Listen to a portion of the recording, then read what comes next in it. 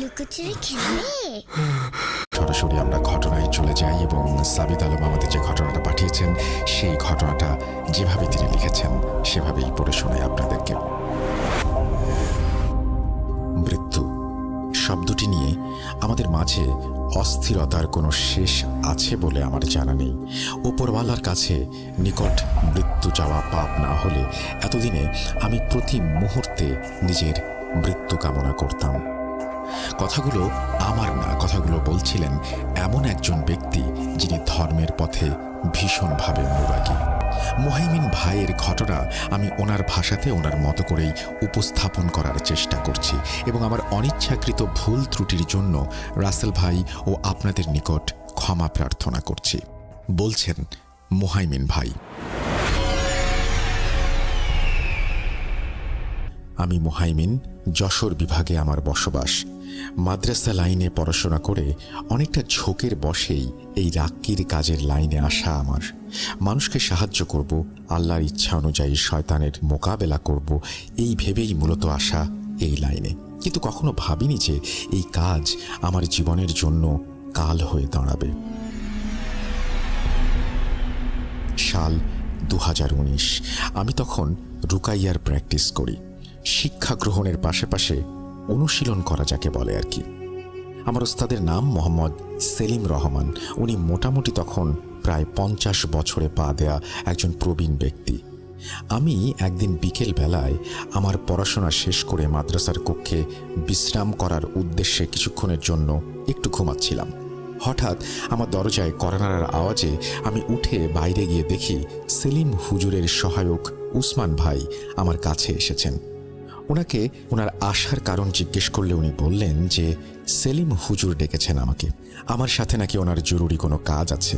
উনি এও বললেন আমি যেন তৈরি হয়ে নিই এবং তারপর ওনার কাছে যাই। উসমান ভাইয়ের কথা মতো আমি পরিষ্কার পাঞ্জাবি, টুপি, পায়জামা পরিধান করে গায়ে আতর লাগিয়ে বের হয়ে যাই সেলিম হুজুরের ঘরের উদ্দেশ্যে। ওনার ঘরের সামনে এসে আমি ঘরের দরজায় টোকা দিতেই উনি বললেন, কে? মুহাইমিন? হায় বাবা, আয় ভেতরে আয়। আমি ভেতরে ঢুকে ওনাকে সালাম দিতেই উনি আমাকে নিজের পাশে বসালেন আর বললেন, শোন বাবা, তোর সাথে আজকে একটা কাজ করতে যাব। তার আগে তোকে কিছু কথা না বললেই না। যাই দেখবি তাই সত্যি মানবি না, আবেগ দিয়ে কাজ করবি না, নিজের শিক্ষার ওপর ভরসা রাখবি, আল্লাহর কাছে নিজেকে সমর্পণ করবি এবং সর্বশেষ কখনো কারো কাছ থেকে নিজের কাজের জন্য কোনো প্রকার হাদিয়া নিবি না। তুই যদি আমার এই কথা না মানিস তাহলে তুই কিয়ামতের ময়দানে আমার কাছে বাধা থাকবি। আমি জি হুজুর বলে ওনাকে জিজ্ঞেস করি কাজটা কি। উনি বললেন, চল, রিক্সা নেই, রিক্সায় যেতে যেতে বুঝিয়ে দেব। উনি কারবালা রোডে রিক্সা ঠিক করলেন। যেতে যেতে উনি আমাকে বললেন, শোন, আমি সম্পূর্ণ কাহিনী জানি না। একটা মেয়ের সমস্যা। তার বাবা গত 10-12 দিন ধরে মাদ্রাসার গেটে এসে ধর্ণা দিয়ে যাচ্ছিলেন। মেয়ের জন্য সাহায্য চাইতে আসেন উনি।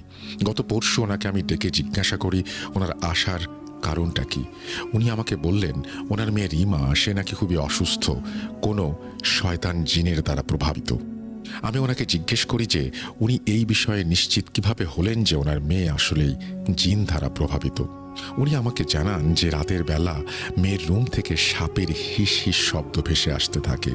হাজার খুঁজেও নাকি শব্দের উৎপত্তি স্থল খুঁজে পাওয়া যায়নি। মেয়েকে নাকি প্রতি রাতে শরীরে আঘাত করা হয়, হাতে, পায়ে, পিঠে সহ নানান জায়গায়। মেয়েকে জিজ্ঞেস করলে সে বলে এই সর্প নাকি তাকে বাঁচতে দেবে না। আমি মেয়ের বাবাকে জিজ্ঞেস করেছিলাম এই সর্প আসলে কি। উনি আমাকে এই বিষয়ে কোনো নিরেট তথ্য দিতে পারেননি। উনি শুধু আমার পায়ে পড়া বাকি রেখেছিলেন যেন ওনার মেয়েকে সাহায্য করি। তাই দেখতে যাচ্ছি যে আসলে কি হয়েছে। আমি সেলিম হুজুরকে বললাম, কি যে বলেন উস্তাদ, সর্প আবার কি? দেখেন মেয়ে লেখাপড়া করতে চায় না বলে বাহানা করছে। হুজুর আমাকে বললেন আমি যেন মুখ সামলে কথা বলি, কারণ মেয়েটা নাকি অলরেডি মাস্টার্স পাস। আমি হুজুরের কাছে ক্ষমা প্রার্থনা করে মনে মনে ভাবতে থাকি যে হয়তো বিয়ের চাপ দিচ্ছে বাসা থেকে, তাই এমন করছে। হয়তো কাউকে ভালোবাসার জন্য বিয়ে করতে চাইছে না, হয়তো না, আরও কত কি। জানি না আমি আসলেই জানি না ঘটনা কি, কিন্তু হুজুরের কথা মেনে অবশেষে আমরা আমাদের গন্তব্যে পৌঁছালাম। হুজুর রিমার বাবাকে মোবাইল ফোন করলে উনি 5 থেকে 7 মিনিট পর এসে আমাদের নিয়ে গেলেন ওনাদের বাসায়। কসম করে বলছি ভাই, বাসায় ঢুকতেই আমার শরীর যেন কাঁটা দিয়ে উঠল। আমার মন আমাকে বলল, ইয়া আল্লাহ, এ কোন ইবলিশখানায় এসে পড়লি তুই মুহাইমিন। রিমার বাবা আমাকে ও হুজুরকে ভেতরে এনে সোফায় বসতে দিলেন। চা বিস্কিট আর পানি দিয়ে আপ্যায়ন করা হলো আমাদের, কিন্তু হুজুর আমাকে এক ফোঁটা পানিও পান করতে নিষেধ করলেন। এই দেখে রিমার বাবা মর্মাহত হলেও উনি হুজুরের কাছে অবশ্যই কোনো কারণ আছে ভেবে বিষয়টা সেখানেই শেষ করে দিলেন। এরপর আমরা রিমার বাবার কাছে রিমার সাথে দেখা করার জন্য অনুমতি চাইলে উনি আমাদের রিমার ঘরে নিয়ে যান। রিমা আগে থেকেই তৈরি ছিল, মাশাআল্লাহ। বোরকা পরিয়ে পরিপূর্ণ পর্দার সাথে তাকে আমাদের সামনে নিয়ে আসা হয়। হুজুর রিমার ঘরটা একটু পরিদর্শন করলেন। ঘরের ডান দিকে একটা বুকশেলফ, বামে বিছানা, পেছনে পড়ার টেবিল আর সামনে বসার জন্য চেয়ার। ডান পাশে বড় জানালা আর সামনে একটা বারান্দা। সবকিছুই সুন্দর, কিন্তু কেন যেন মনে হচ্ছিল এই বাসায় আলো আসে না, এই বাসায় রহমত নেই, এই বাসার ওপরে অভিশাপ বিরাজমান। হুজুর রিমার সামনে বসলেন। রিমা তাকে সালাম দিল। হুজুর সালামের উত্তর দিয়ে আমাকে ইশারা করলেন।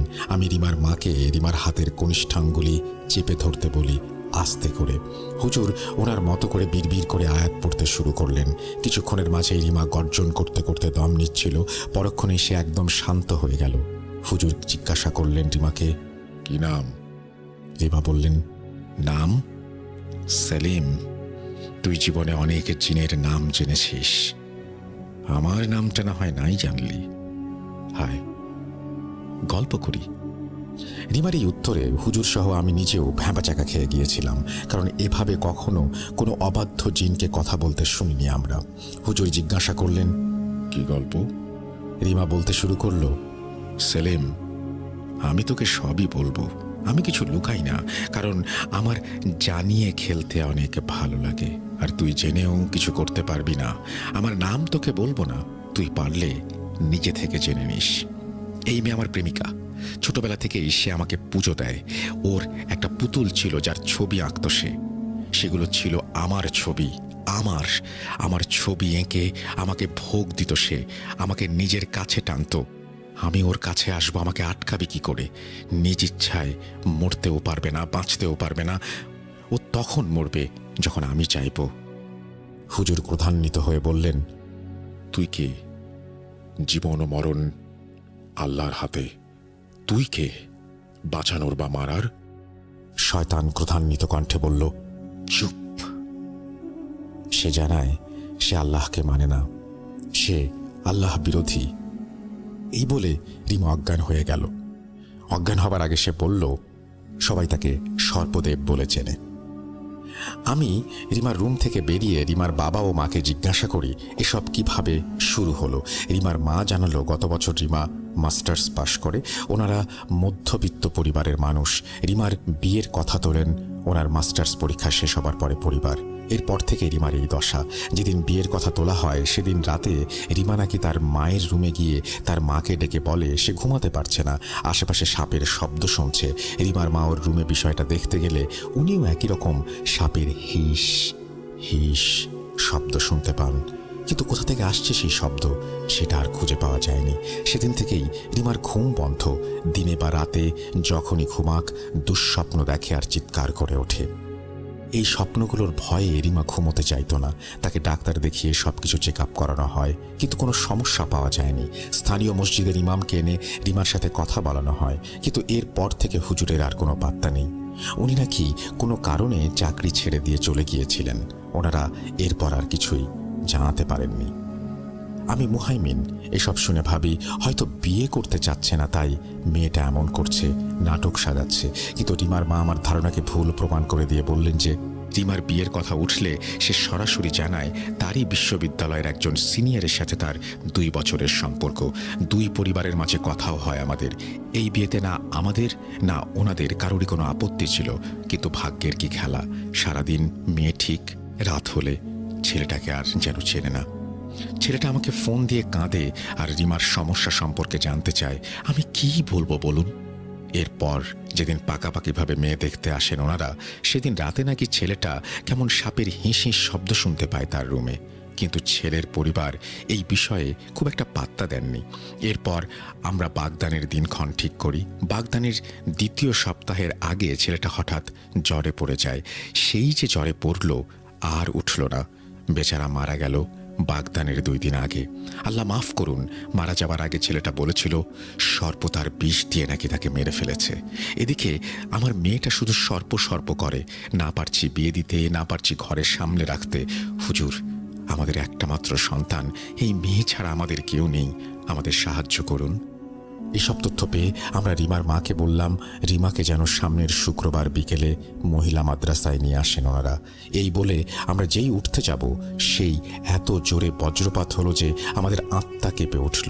আমরা আবার বের হতে যাব, এমন সময় রিমার রুম থেকে হিঁস হিঁস শব্দ আর হাসির আওয়াজ ভেসে আসলো। সাপের মতো হিঁস হিঁস করে সে বলছে, সাবধান সাবধান, সর্প তার স্ত্রীর ঘরে প্রবেশ করছে। মেয়েটা এমন বাজেভাবে কথা বলছিল যেন ভয় আমাদের হাত পা ঠান্ডা হয়ে আসছিল। হুজুর বললেন, দেখা যাবে তুই কত বড় সর্পদেব। এই বলে আমি আর হুজুর বেরিয়ে এলাম। রিক্সা ঠিক করে আমরা রিক্সার সিটে চুপচাপ বসে আছি। হুজুর নীরবতা ভেঙে বললেন, মুহাইমিন, কি বুঝলি? আমি বললাম, হুজুর, এ তো মনে হয় খুবই ডেঞ্জারাস জিনিসের ফাঁদে পড়েছে মেয়েটা। আল্লাহ মাফ করুন আর আমাদের সকলের সহায় হন। মাদ্রাসায় ফিরতে ফিরতে হুজুর আমাকে বললেন যে উনি আমাকে কিছু কাজ দেবেন, সেগুলো যেন আমি মনোযোগ দিয়ে করি। আচ্ছা বলে আবারও চুপ হয়ে গেলাম। মাদ্রাসার গেটের সামনে নামতেই হুজুর আমাকে বললেন রিমাদের বাসার স্থানীয় মসজিদের ইমামের ঠিকানা খুঁজে বের করে তার সাথে দেখা করতে, ওনার সাথে রিমার কি কথা হয়েছিল সব কিছু জানতে। আমি হুজুরের কথা সায় দিয়ে সেদিন রাতে খেয়ে দিয়ে শুয়ে পড়লাম। মাঝরাতে আমার ঘুম ভাঙল সাপের হিস হিস শব্দে। আমি রীতিমতো অবাক, এ কি মুসিবত! আমি বিছানা থেকে উঠতে যাব, তখনই আমার কানে বাতাসের কণ্ঠে কেউ বলল, সেলিমকে বারণ কর, নইলে যেমনটা হয়েছিল আগের 12 জনের সাথে। আমি প্রায় জ্ঞান হারাবো। এমন সময় দরজায় কড়া নাড়ার শব্দে আমার হুঁশ ফেরে। দরজা খুলে দেখি হুজুর দাঁড়িয়ে আছেন। উনি তড়িঘড়ি করে আমার রুমে ঢুকে দরজা বন্ধ করে দিয়ে বললেন, মুহাইমিন, আমরা যত সহজটা ভাবি আসলে সবকিছু এতটা সহজ না। এখানে আরো কাহিনী আছে। তুই আমাকে শুরু থেকে সবকিছু জেনে দে বাবা, যেভাবেই হোক। আমি হুজুরকে কিছুক্ষণ আগে ঘটে যাওয়া ঘটনার সম্পর্কে জানালে উনি আমাকে বলেন এখানে আরও অনেক লুকোনো কাহিনী আছে যা আমরা জানি না। আর হুজুর এও বলেন যে উনিও ওনার ঘরে সাপের হিঁস হিঁস আওয়াজ শুনেছেন একটু আগে। আমি সেদিন রাতে ভয়ে আমার 2 চোখের পাতা এক করতে পারিনি। জানি অনেকে বলবেন আমি রাগী হয়ে কিভাবে এত ভয় পেয়েছিলাম। ভয় কি জিনিস যদি আমার মতো প্রত্যক্ষ কেউ না করে তাহলে বুঝতে পারবে না। আমাকে ভীতু ভাবলেও সমস্যা নেই, আমি জানি আমার কেমন লেগেছিল সেই রাতে। যাই হোক, কি ছিল রিমার জীবনের আসল কাহিনী, আমরা কি মিস করছি, সেই উত্তর খুঁজতে আগামী দিন যাত্রা করেছিলাম আমি। আমার প্রথম গন্তব্য ছিল রিমার বাড়ির স্থানীয় মসজিদ। মসজিদে পৌঁছে ইমাম সাহেবের কথা জিজ্ঞেস করতেই আমি এমন এক তথ্য পেলাম যা শোনার জন্য আমি এখানে আসিনি, প্রস্তুতিও নিইনি। ইমাম সাহেব নাকি অনেক আগেই 10-12 দিনের জ্বরে মারা গেছেন। এলাকাতে নাকি মাইকিং করা হয়েছিল ওনার মৃত্যু সংবাদ। মিরাজ নামে ওনার একটা ছেলে ছিল, সেই ছেলেও নাকি এই জ্বরে মারা যায় বাবার মৃত্যুর প্রায় 1 মাস আগে। আমি মসজিদ থেকে বের হয়ে হুজুরকে ফোন করি। আমি যা জানতে পেরেছি সব কিছুই জানাই। হুজুর আমাকে বললেন, মুহাইমিন, এলাকাতে মাইকিং করলে রিমার পরিবার এই খবর অবশ্যই জানে, তাহলে কেন বলল হুজুর চলে গিয়েছিল? ওনারা কিছু লুকাচ্ছেন। তুই ওনাদের বাসায় যা আর বিষয়টা জেনে আয়। হুজুরের কথা মতো আমি রিমাদের বাসায় গিয়ে কিছুটা রাগ করেই বলি, আর কত মিথ্যা বলবেন আপনারা? আল্লাহর ভয় নেই? মেয়েকে বাঁচাতে চান না? আপনাদের এলাকার মসজিদের ইমাম যে রিমার বাগদত্তার মতো জ্বরে মারা গেছে সেটা জেনেও কেন মিথ্যা বললেন?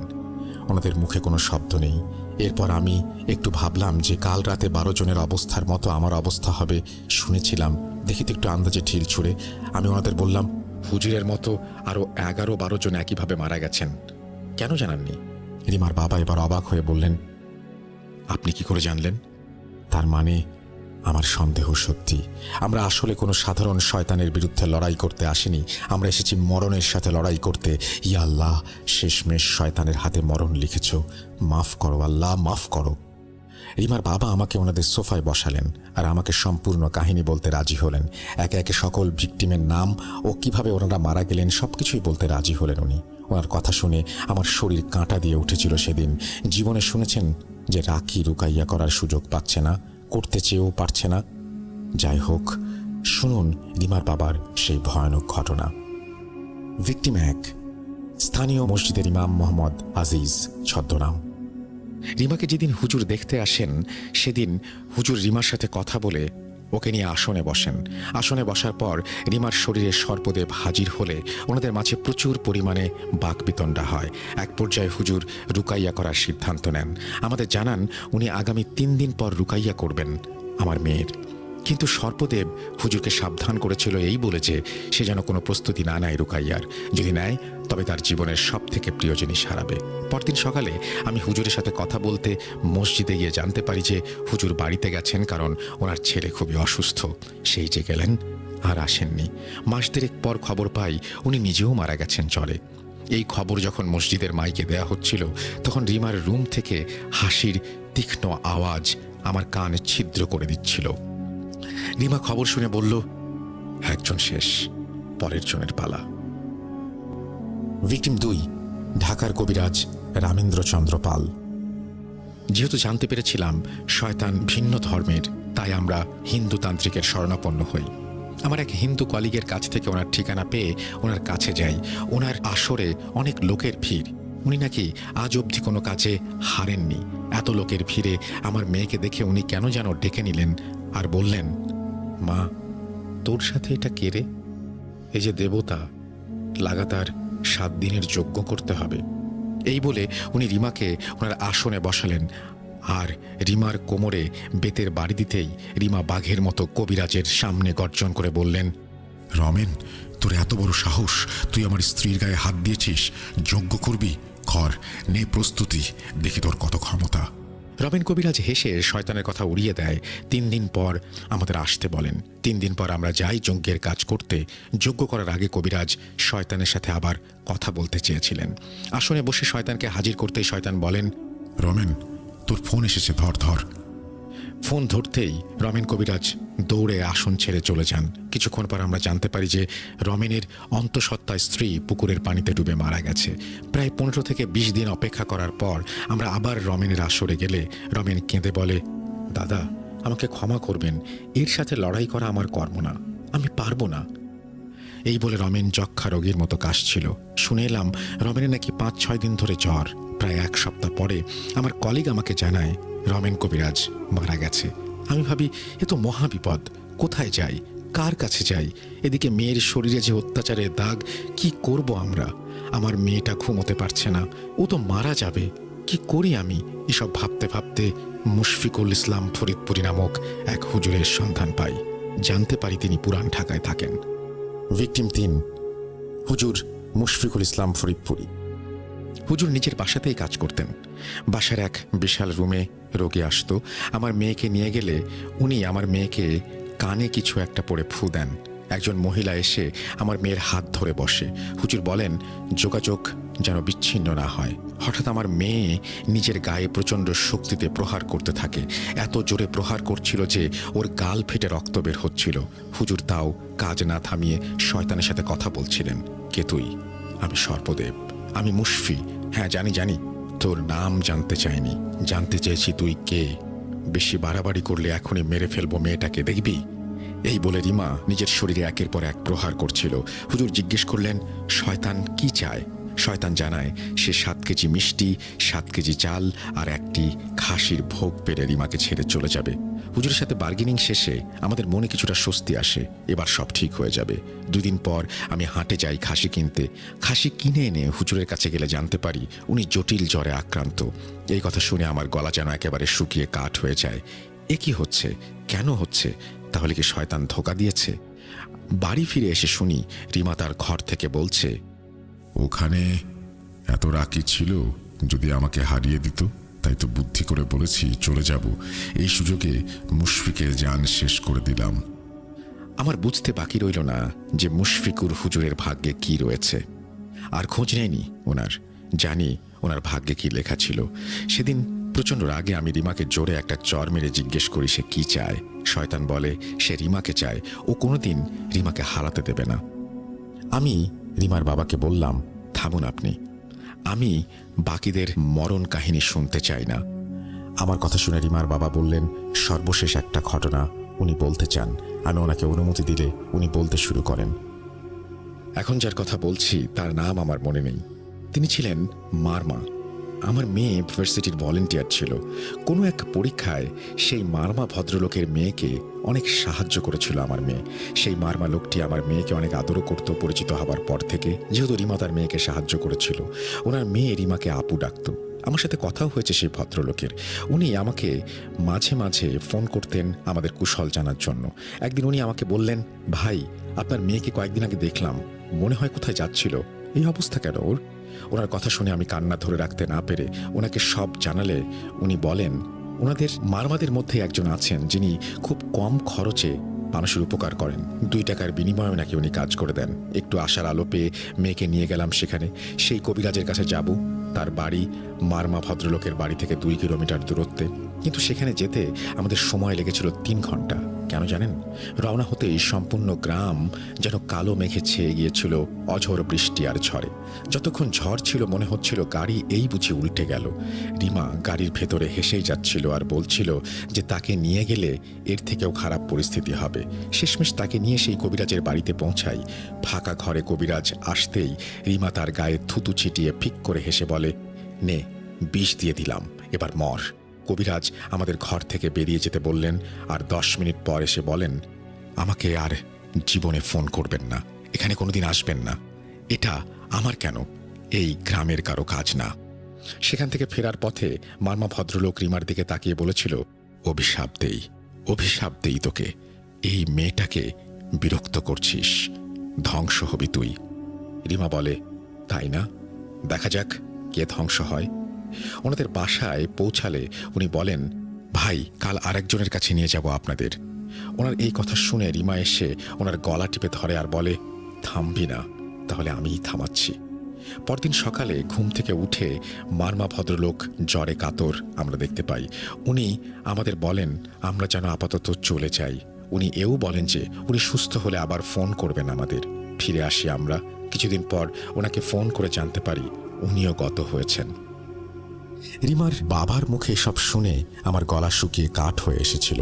এর মাঝে সেলিম হুজুর রুকাইয়া কাজ করতে চলে এলেন রিমাদের বাসায়। আমি হুজুরকে বলি, না হুজুর, ভুলেও এই কাজ করবেন না, আমাদের অজানা আছে এখনো অনেক কিছু। কিন্তু হুজুর আমাকে ধমক দিয়ে বললেন, মূর্খ, এই শিখিয়েছি তোকে, কাপুরুষ, আল্লাহর ওপর আস্থা নেই, তোর আসতে হবে না, আমি একাই রুকাইয়া করছি, তুই যা এখান থেকে। আটকাতে পারিনি হুজুরকে আমি, আফসোস করি। যদি পারতাম তবে হয়তো। যাই হোক, সেই রুকাইয়া ছিল হুজুরের জীবনের শেষ রুকাইয়া। শুনুন সেদিন কি হয়েছিল আর আমি বা কেন নিজের মৃত্যু কামনা করতে চাই, সবই জানবেন আস্তে আস্তে। শেষ দিকে চলে এসেছি, তাই না? না, একদম না, এখন তো মাঝেই আসিনি। শুনুন তবে। হুজুর ওনার পড়া পানি এবং নানান সরঞ্জাম বের করে রুকাইয়া করতে শুরু করেন। রিমাকে আমি, ওর বাবা আর ওর মা ধরে রেখেছিলাম, কারণ হুজুরকে দেখেই সে এত বেশি অস্থির হয়ে গিয়েছিল যে তাকে ধরে রাখা যাচ্ছিল না। শুরু হলো রুকাইয়া। হুজুর আয়াত পড়েন, রিমা কষ্ট পায়। হুজুর প্রায় শয়তানকে হারিয়েই দিয়েছিল। এমন সময় শয়তান বলে, থাম সেলিম, থাম, আর না, আমি আর পারছি না, আমি চলে যাচ্ছি, তবে আমি থামবো না। হুজুর বলে, এই শয়তানকে উনি বোতলবন্দি করবেন, নয়তো মেরে ফেলবেন। এই কথা শুনে শয়তান মাফ চায় আর সে বলে সে চলে যাচ্ছে। আমি রুকাইয়ার বর্ণনা আপনাকে বললাম না, কারণ এগুলো এত অন্যরকম যে আপনাদের স্নায়ুর চাপ বাড়াতে পারে। শেষ হলো রুকাইয়া। আমি রিমাকে পরীক্ষা করে মাদ্রাসায় ফিরলাম। পরদিন সকালে আমার ফোনে রিমার বাবার ফোন এলো। মুহাইমিন ভাই, রিমা আবার পাগলামি করছে। আমার হাত থেকে ফোন পড়ে গেল। আমি দৌড়ে হুজুরের কামরায় গিয়ে দেখি উনি জ্বরে কাঁপছেন। হি আল্লাহ, এ কি হলো? শয়তান এভাবে চোখে ধুলো ছিটিয়ে দিল। আল্লাহ মাফ করো। রাগে কষ্টে আমি রিমার বাড়ি পৌঁছাই, যা ছিল আমার মৃত্যু কামনা করতে যাওয়ার প্রধান কারণ আর সব থেকে বড় ভুল। আমি রিমার ঘরে গিয়ে ওর হাত ধরে রাগে জিজ্ঞাসা করি, তুই আর কত প্রাণ নিবি? কে তুই? নাম বল তুই, আমি তোকে ছাড়ব না। রিমা তার হাতের ইশারায় আমার কান তার মুখের কাছে আনতে বলে। আমি কানটা মুখের কাছে আনতেই সাপের মতো হিস হিস শব্দে বলে, তোর ইচ্ছা পূরণ হোক, আমাকে ছাড়িস না তুই। তোর জীবনের মূল্যবান রত্ন আমি নিয়ে গেলাম, খোঁজ এবার আমাকে।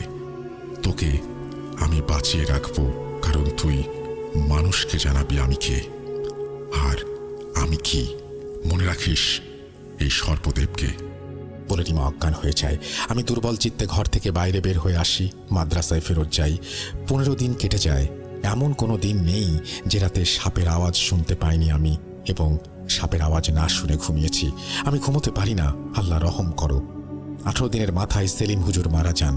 মারা যাওয়ার আগে উনি বলেন, ময়মনসিংহে আলিয়া মাদ্রাসায় ওনার এক বন্ধু আছেন, আমি যেন ওনার কাছে যাই, ওনাকে সব ঘটনা খুলে বলি, ওনার সাহায্য নেই। হুজুর মারা যাবার 7 দিন পর আমি আমার গ্রামের বাড়িতে যাই। মানসিক চাপ আর নিতে পারছিলাম না। এদিকে আমার স্ত্রী তখন অন্তঃসত্ত্বা। আমি গ্রামে গিয়ে সারাদিন ভাবি, আমার জীবনের মূল্যবান এমন কি রত্ন যেটা সে নিয়ে যাবে। তখনও কি জানতাম কি ঘটতে চলেছে আমার জীবনে। বেশ কিছুদিন পরে বিকেলে আমার স্ত্রী রান্নাঘর থেকে কলপাড়ের দিকে যাচ্ছিল। সেখানে এক গোখরা সাপের ছোবলে আমি আমার স্ত্রী ও অনাগত সন্তানকে হারিয়ে ফেলি। দেখেন ভাই, আমি কাঁদছি না, একটুও কাঁদছি না। ওরা মারা যাওয়ার 10-15 দিন পরেও রাতে একদিন সাপের আওয়াজ শুনি। তোর জীবনের রত্ন নিয়ে গেলাম আমি। এখন রোজ রাতে আমি সাপের আওয়াজ শুনি, ঘুমোতে পারি না। আমার কে রইল আর? মাঝে মাঝে মনে হয় মৃত্যু হলেই বোধহয় ভালো হতো এখন, কিন্তু না, আমি লড়েছিলাম। আমি আজ যার সাথে দেখা করতে এসেছি তার সাথে আমি 2019 সালেও দেখা করেছিলাম। খুঁজছি সর্পদেবকে হারাবার পথ। মাঝে কোভিডের কারণে কাজ এগোতে পারেনি। কোভিড শেষ হবার পর রিমার সাথে নতুন জীবন যুদ্ধে নেমেছিলাম আমরা। কি হয়েছিল জানতে চান? শুনুন তবে। প্রিয় লিসেনার্স, আমি সাবিত আলম। মুহাইমিন ভাইয়ের পরবর্তী ঘটনাটি এতই ভয়ানক আর হৃদয় বিদারক বর্ণনায় পরিপূর্ণ যে সেটার স্নায়বিক চাপ আমি এই এপিসোডে বাকি ঘটনার অংশ দিতে অপারগ। আমাকে ক্ষমা করুন আপনারা। আপনারা আবার নতুন করে শুনবেন মুহাইমিন হুজুরের বাকি কাহিনী। উনি কি বাঁচাতে পেরেছিলেন রিমাকে? যদি বেঁচে থাকে তাহলে সর্পদেব কি তাকে ছেড়ে দিয়েছিল যেহেতু মুহাইমিন ভাই সর্পদেবকে খুঁজছেন, নাকি রিমার মৃত্যু দিয়ে পালিয়ে গিয়েছিল সর্পরাজ? কি মনে হয় আপনার? পরিশেষে একটা কথাই বলবো যে আপনার বাচ্চাকে খেলনা বা পুতুল দিয়ে দেওয়ার আগে অবশ্যই খেয়াল করুন সে বাচ্চাকে কি কিনে দিচ্ছেন। প্রিয় লিসেনার্স, এই ছিল আপনাদের জন্য পাঠানো আজকের ঘটনা। কেমন লেগেছে জানি না, ভালো লাগলে ধন্যবাদ, আর খারাপ লাগলে আমাকে মাফ করে দেবেন। এতক্ষণ ধৈর্য রাখার জন্য আপনাদের সকলকে ধন্যবাদ জানাচ্ছি। সকলের সুস্থতা কামনা করছি। আমি মোহাম্মদ সাবিত আলম বিদায় নিচ্ছি আজকে। এই বলে তিনি তার ঘটনা শেষ করেছেন। আশা করছি যে তার এই ঘটনাটার জন্য আমরা সবাই অপেক্ষায় থাকবো। এবং সাবিতকে আমি আসলে বলতে চেয়েছিলাম, বা আমি যদি আগে জানতাম তাহলে বলতাম যে পুরো ঘটনাটা দিয়ে দিতে, কারণ এই ঘটনার মাঝখানে ছেড়ে দেওয়ার কিছু নাই। আমার মনে হয় যে পুরো ঘটনাটা একসঙ্গে থাকলে ভালো হতো। যাই হোক, এটা খুব দ্রুত আমরা আশা করব যে সাবিত আমাদেরকে দিয়ে দিবেন, আর আমরা সেটার জন্য অপেক্ষাও করব। যদি সাবিত আপনি নেক্সট সপ্তাহের মধ্যে যদি দিতে পারেন তাহলে খুবই ভালো। আমরা চেষ্টা করব আপনাদেরকে যত দ্রুত সম্ভব সেই ঘটনা শোনাতে।